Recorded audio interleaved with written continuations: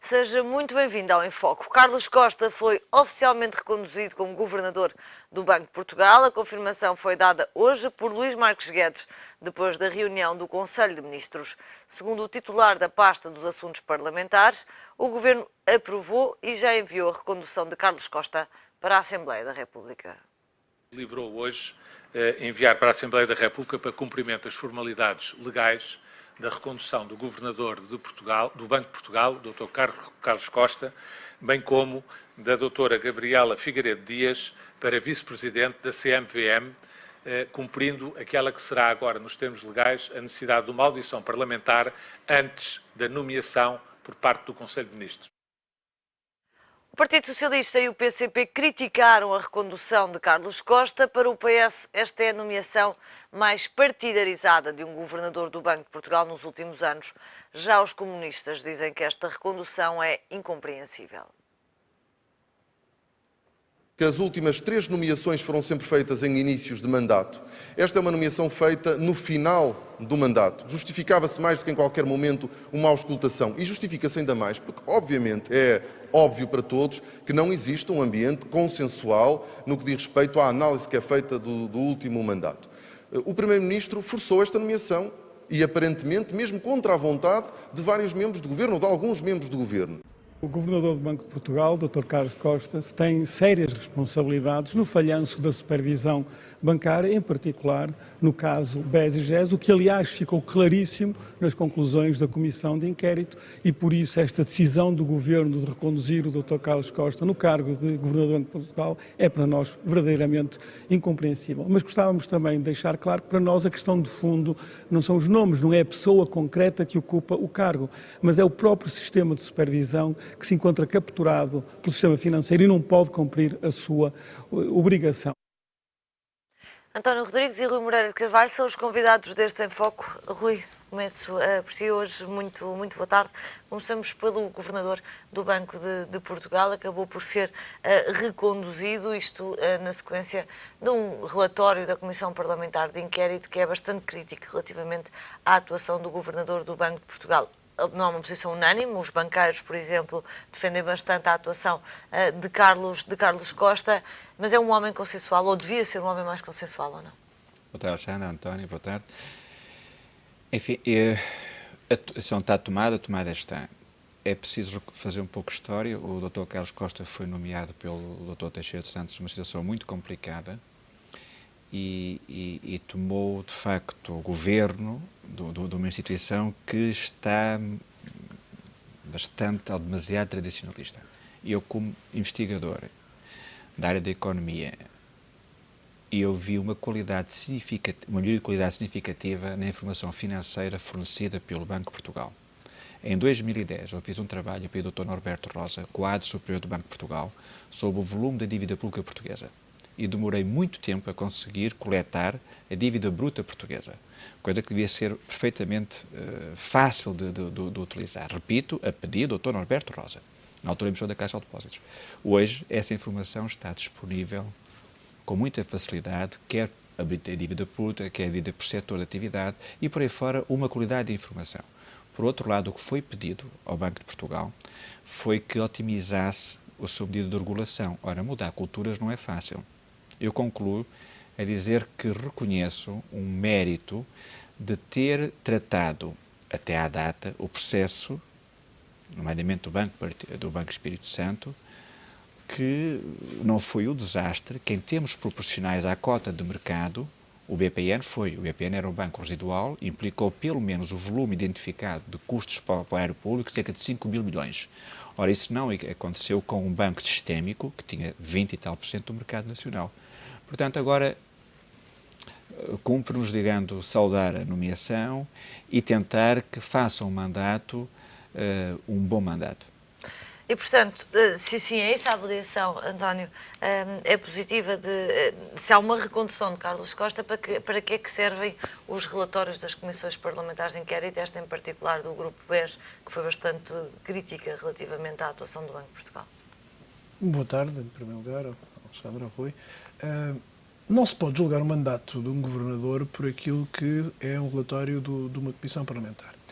Eu julgo, tal como o Rui recordou, e bem, mas eu diria até indo mais longe, o mandato do Carlos Costa, que se iniciou com o governo anterior, mas ninguém pode, em momento algum, imputar-lhe quer qualquer tipo de relação partidária, quer qualquer tipo de relação de proximidade governamental. E o Banco de Portugal tem que ser isso, tem que ser uma entidade independente que age no quadro das competências que estão atribuídas por lei e deve ser um órgão no qual nós assentamos a nossa confiança.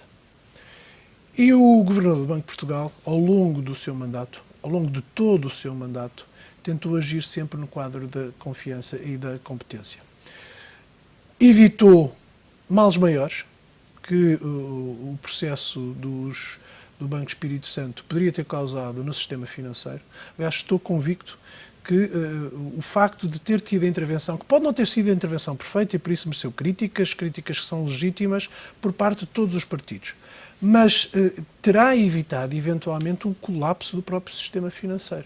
Porque, como o Rui recordava bem, o Banco Espírito Santo não era um banco qualquer. Era um banco no qual todos nós não só depositávamos confiança, como duvidávamos que alguma vez pudesse haver ali algum tipo de crise.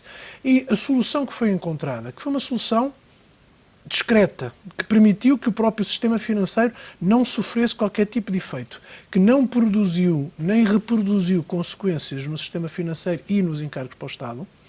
Por enquanto, António, as contas terão que ser, a parte dos encargos para o Estado, terão que ser fechadas com o valor da venda do... Com certeza, mas a solução que foi encontrada foi uma solução repartida pelo próprio sistema financeiro, assumida pelos próprios bancos, foi aquela solução que cautelou esse mesmo impacto em toda a sua dimensão. Pode haver agora, parcialmente, uma parcela, se o valor que vier a ser oferecido pelo novo banco... Não foram chegar aos 4.900 milhões? Mas não tem sequer qualquer tipo de proximidade com aquilo que se foi, ou aquilo que se quiséssemos comparar, como o Rui fez com o BPN, ou aquilo que podia ser potencialmente o efeito no sistema financeiro. E por isso, eu julgo que Carlos Costa teve uma atuação, como digo, não isenta de críticas, mas todos nós podemos ser passíveis de crítica, mas que deu seriedade ao processo. E é injusto ouvir hoje fazer esta apreciação dizendo que há aqui uma qualquer nomeação partidária, porque nunca em momento algum, aliás, a nomeação foi do governo anterior e, portanto, claramente não havia aqui qualquer tipo de aproximação, mas é injusto estar a querer pôr uma qualquer etiqueta partidária quando o governador fez sempre um juízo técnico, um juízo de gestão relativamente àquilo que são as competências que estão adstritas. Há um documento que eu peço desculpa interromper, mas acho que vale a pena, há um documento que se está a aguardar a divulgação, que é a questão da auditoria interna que o Banco de Portugal encomendou justamente para averiguar a sua própria atuação neste caso. Parte das matérias vão ser divulgadas, parte das matérias o Governador já disse que não serão divulgadas porque estão sujeitas a sigilo. Não mandava ao bom senso, até por uma questão de transparência, esperar para que o Banco de Portugal concluísse ele próprio das suas falhas, para saber se fazia ou não sentido reconduzir o Governador? Mas se é o próprio banco que manda fazer a auditoria, portanto, ele próprio assume que está à vontade para tentar apurar quais é que são as situações que carecem de melhoria no seu funcionamento, isso é, desde logo, um ponto positivo. Por outro lado, mas porquê? Porque os resultados não contam como os da Comissão de Não é por isso, é que um Banco Central também não pode estar sujeito aqui ao sabor ou à suspensão e suspeição relativamente ao seu funcionamento e, portanto, não faria sentido estar aqui a atrasar, terminando o mandato, o que há a fazer é ou reconduzir ou substituir. E julgo que nesta altura da situação financeira do próprio país é mais seguro e mais estável para o mercado nacional, para o sistema financeiro e até para o mercado internacional, dar a garantia de que se conhece quem é o Governador do Banco de Portugal e, mais do que isso, que se está a dar garantias de que continuará a funcionar com a certeza de que se funcionou adequadamente. E julgo que é a solução mais simples e mais clara relativamente ao próprio sistema. Atrasar este processo para no meio do processo eleitoral era introduzir a recondução do Governador do Banco de Portugal como se fosse aqui uma arma partidária, que não pode nem deve acontecer. Mas não está, Rui, deixa passar aqui a palavra a Rui, Rui, não está de alguma forma aqui posta em causa, como diz o Partido Socialista, alguma legitimidade governativa para escolher em cima das eleições que podem dar origem à mudança de governo a pessoa que vai conduzir o Banco de Portugal, sendo que ele não é uma pessoa com consensual, com razão ou não, olhando só para a evidência, aquilo que passa para as pessoas é que a regulação teve aqui um papel também menos positivo naquilo que foi a gestão do caso BES, e estou-me a cingir à questão do relatório que saiu da Assembleia da República. Não valia a pena, de facto, ter-se tentado aqui uma abordagem mais consensual à pessoa que ia liderar o Banco de Portugal? Valeria a pena ter procurado uma abordagem mais consensual. Agora, o timing é este. Nós estamos a um timing de 4 meses das eleições. Tudo isto devia ter sido feito dentro de um processo, no seu recato, em global. E, de facto, encontrar 3 ou 4 pontos de acordo, onde, nomeadamente, o Governo podia ceder aqui e acolá. Não estou a finalizar no caso do Governador. Para encontrar esse consenso. Agora, este não é o tempo correto. Este é um tempo de eleições, é um tempo de opções e é um tempo que os eleitores vão tomar a decisão dentro de algum tempo do que é que deviam fazer. Agora, também é o tempo do problema financeiro à escala europeia, complicado, que é o problema da Grécia, em que fazia experiências, também não era o tempo indicado. Também a proximidade das eleições sugere que era dificuldade de qualquer solução que fosse preconizada, era uma solução discutida na praça pública. Ora, aqui é um problema de continuidade, onde o fantasma não vai deixar de ser colocado, quer dizer, o que foi feito de errado não vai ser chamado à lessa. Num processo de reestruturação interna, de mudar a cultura de uma casa centenária, quando o poder já não está na base do Banco de Portugal. O Banco de Portugal hoje não tem as mesmas capabilities que tinha, digamos, há 5 ou há 10 anos atrás. Tudo isto mudou. Ora, hoje em dia, o Banco de Portugal é fundamentalmente um instrumento de execução e de afinação da regulação do Banco Central Europeu. Portanto, todo esse modelo não dá ao Presidente, ao Governador do Banco de Portugal, autonomia como teria anterior. O que tem é de responsabilização. Mas qual é que é o ponto? Então, agora que perdeu parte desse poder, e isto é muito recente, foi com a União Monetária, já foi no olho do furacão do caso... E particularmente agora com a alteração... Com a alteração justamente dos poderes dos bancos centrais nacionais e passando-os para o BCE, agora já não é tão importante ter uma pessoa que saiba mandar, é isso? Não. O mandar, um governador tem que saber mandar, porque uma coisa é ser líder, outra coisa é ser gestor. E o que me apraz dizer deste tempo todo é que eu percebi que era um líder. Eu estou a falar como alguém que acompanhou um processo de fora, não é? E que observava o que aconteceu no Banco Espírito Santo. Eu nasci com o Banco Espírito Santo sendo o ícone.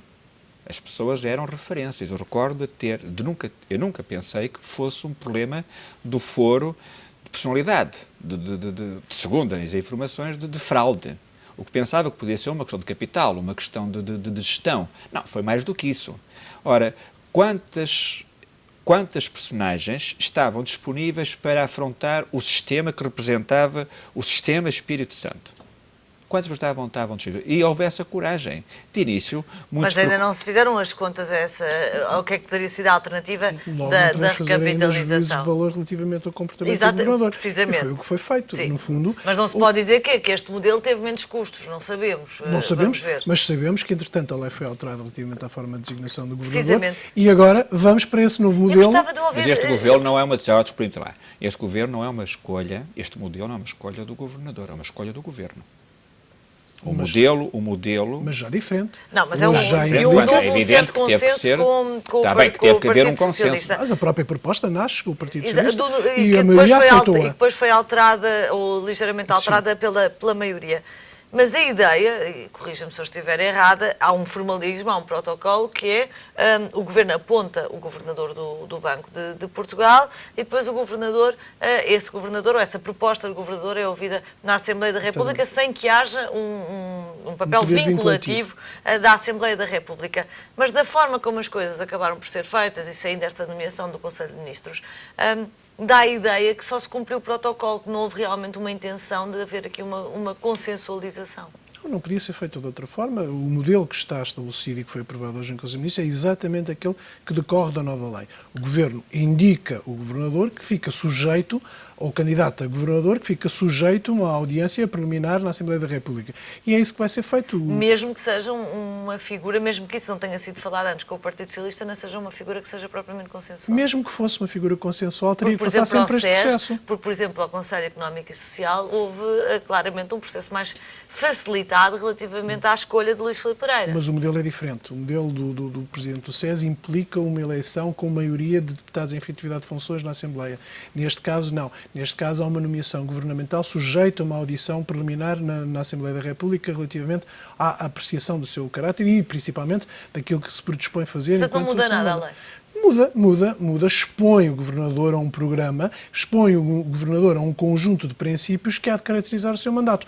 Mas neste caso, uma coisa é estarmos a apreciar um candidato que já conhecemos e que já deu provas, mas que necessariamente tem que demonstrar aquilo que quer fazer em termos futuros, nomeadamente aquilo que ele quererá explicar, quer quanto àquilo que foi o seu processo e envolvimento no caso BES, que ele não foi ouvido depois de ter havido a aprovação do relatório relativamente à própria Comissão Parlamentar de Inquérito, que é relativamente à auditoria que ele mandou fazer e que importa que ele explique publicamente, neste caso perante os deputados e o país, aquilo que pretende vir a fazer em função dessa mesma auditoria. E, portanto, trata-se de processos diferentes, trata-se de um mandato novo em que ele ganha uma nova legitimidade para poder funcionar no quadro do próprio banco, que lhe dá poderes, que lhe dá dimensão e que lhe dá objetivos diferentes relativamente àquilo que era o mandato anterior.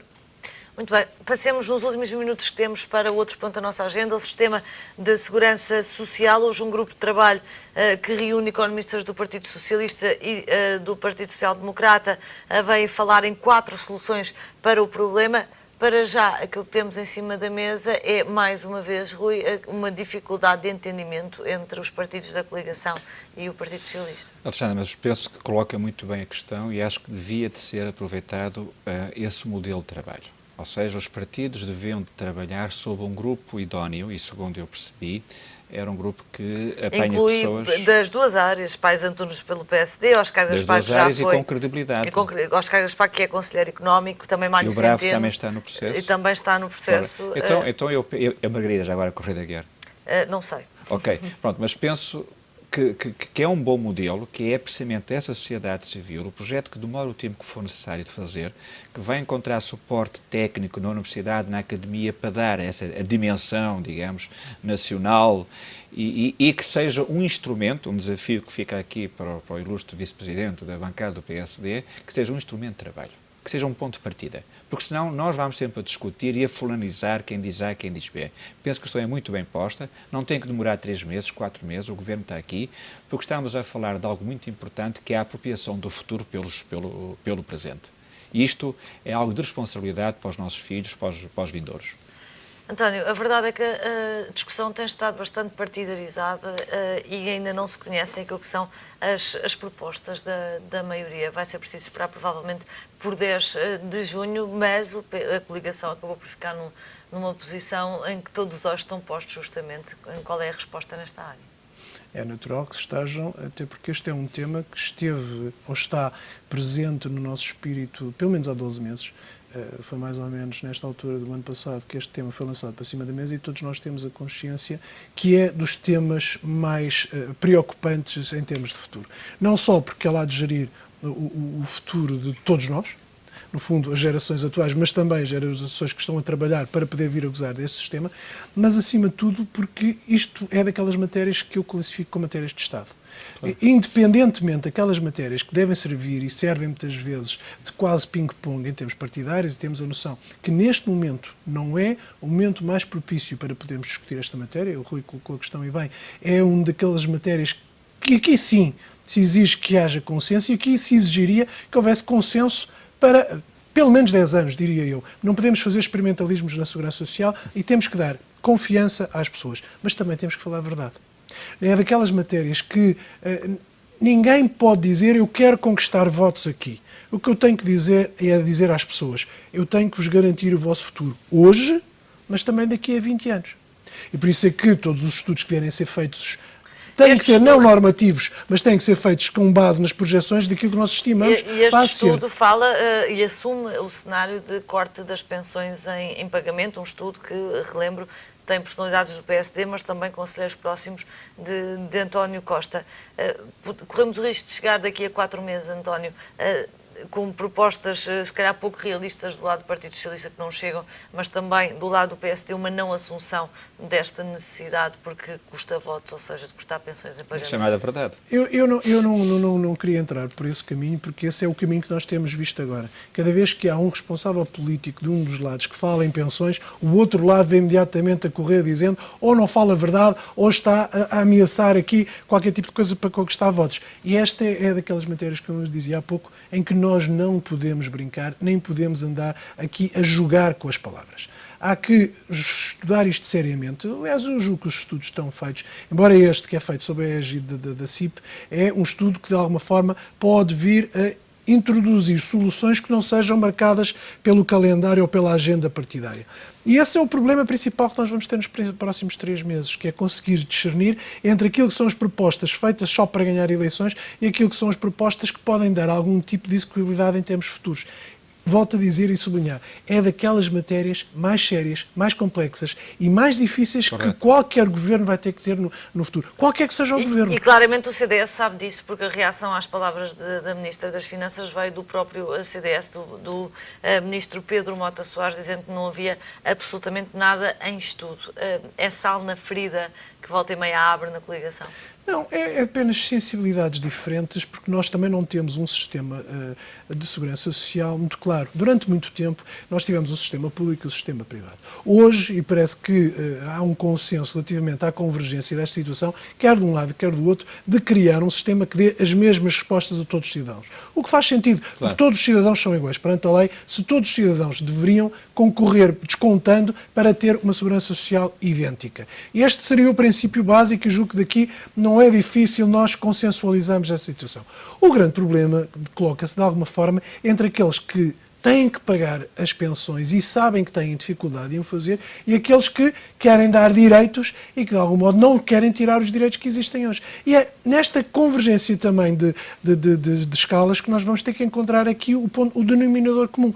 Esse tipo de estudos que põem em cima da mesa as várias formas de podermos vir a encontrar essa solução são importantes por isso. Mas repare, o que me preocupa a mim hoje é ouvir responsáveis políticos, pessoas sérias que pretendem vir a fazer parte de governos, seja de que lado for, seja da maioria que eu defendo, seja daquilo que é a oposição hoje, de alguma forma brincar com os sentimentos nesta matéria. E eu diria isto porquê? Porque eu termino já dizendo apenas num minuto isto. É que não se pode hoje deixar qualquer tipo de dúvidas relativamente a esta matéria. Não se pode dizer hoje que eu vou tirar dinheiro da Segurança Social por uma coisa que é importante. Mas não foram dúvidas que a Ministra das Finanças deixou quando no fim de semana diz uma coisa e durante a semana diz outra? A Ministra das Finanças estava no meio de um colóquio respondendo a questões que é necessário contextualizá-las. E, de alguma forma, ela manifesta a sua reflexão relativamente a isto, chamando a atenção que é necessário encontrar respostas para uma situação factual. E o factual é que, neste momento, se nós não tomarmos medidas, aquela circunstância há de se verificar. O que ainda não é factual é o como é que isso se resolve. Isso é aquilo que vai ser feito pelo próximo governo, seguramente. Meus senhores, muito obrigado pela vossa presença no Em Foco, que hoje termina por aqui.